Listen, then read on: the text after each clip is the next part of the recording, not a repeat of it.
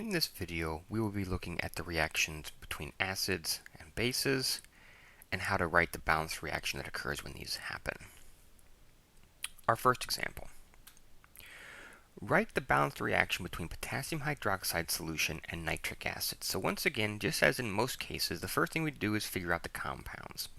And we've been doing this for a while, so I'm going to quickly go through this and just write down the compounds. I know potassium hydroxide is KOH. It's aqueous because it says solution. Nitric acid is HNO3.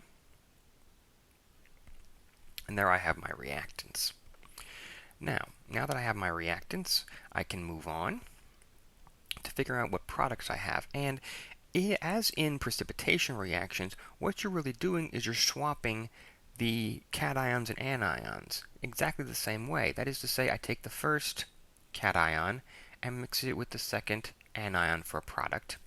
And I take the second cation and mix it with the first anion for a second product. So I have K with NO3 for my one product. K NO3. If you look that up on your solubility table, what you'll find out is nitrates are soluble, that's aqueous.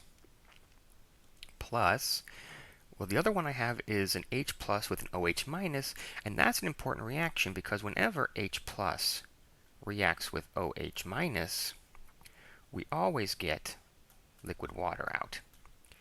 Now, one thing that will help is sometimes for balancing purposes, if you write out the water instead of as H2O as HOH, it makes the balancing easier because you can see the hydroxide and the H plus, which makes balancing sometimes quite a bit easier. Alright, so I'll write it out that way, HOH, but I know that that's really water. I check out my balancing. 1 potassium, 1 potassium, 1 hydroxide, 1 hydroxide, 1 H plus, 1 H plus, 1 nitrate, 1 nitrate. It's balanced. And now, why does this reaction work? It works because one of the products is not aqueous, is liquid. And one of the things I mentioned in the video on precipitation reactions, the reactions work because one of the products is not aqueous. As soon as all the products are aqueous, it doesn't work. So because water is liquid, in this case, you can't have aqueous water. So it's because water is liquid, this reaction works. Let's turn our attention to the next example. Write the balanced reaction between perchloric acid and solid iron 3 hydroxide. So, perchloric acid.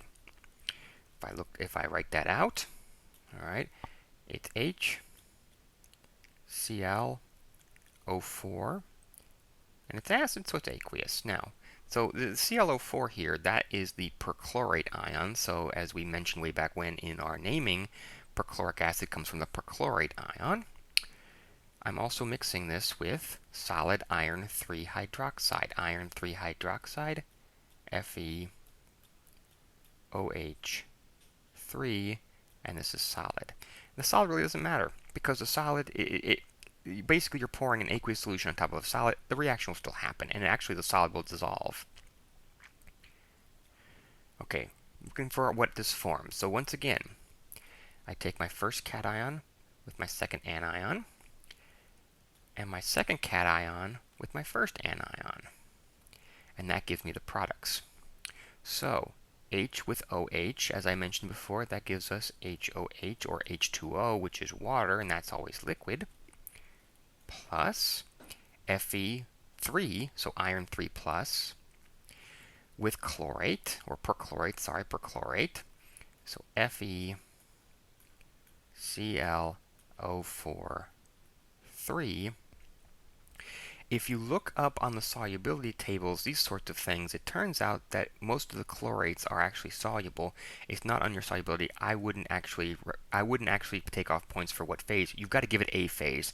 You could call it aqueous, you could call it solid. I don't actually care since it's not actually included on your solubility tables, but it turns out that iron 3 perchlorate is actually a soluble species, to some extent anyways.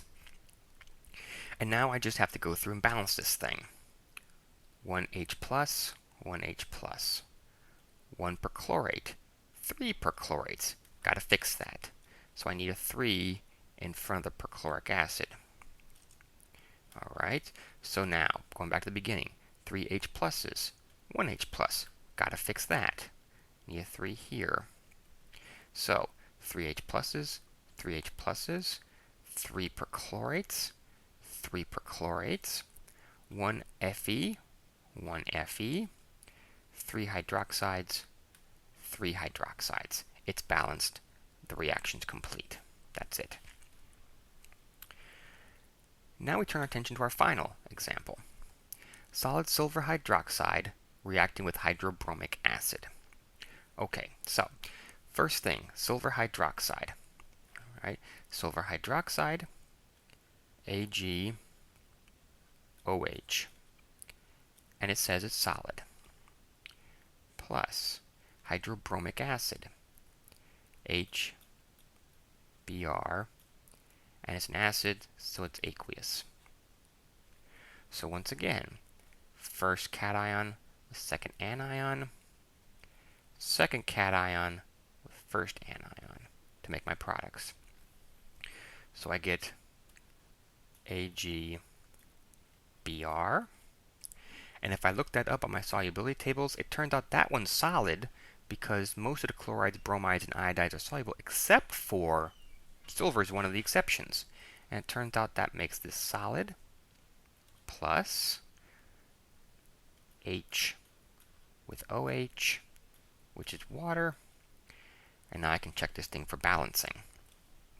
1 silver, 1 silver, 1 hydroxide, 1 hydroxide, 1 H plus, 1 H plus, 1 bromine, 1 bromine. The reaction's balanced. That's the reaction between silver hydroxide solid and hydrobromic acid.